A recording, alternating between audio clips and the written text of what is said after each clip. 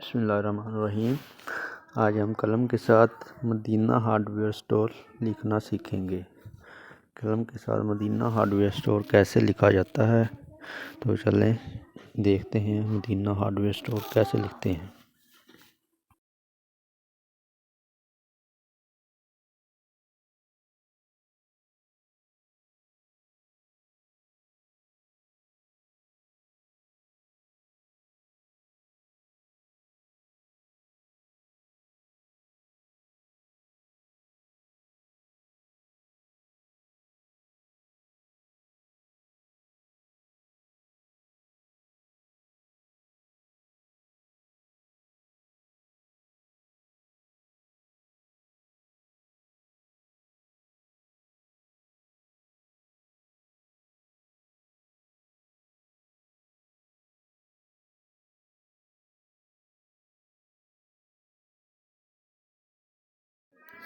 تو قلم کے ساتھ ہم نے آج مدینہ ہارڈ ویئر اسٹور لکھنا سیکھا، تو چینل کو سبسکرائب ضرور کر دیں۔ اوکے، اللہ حافظ۔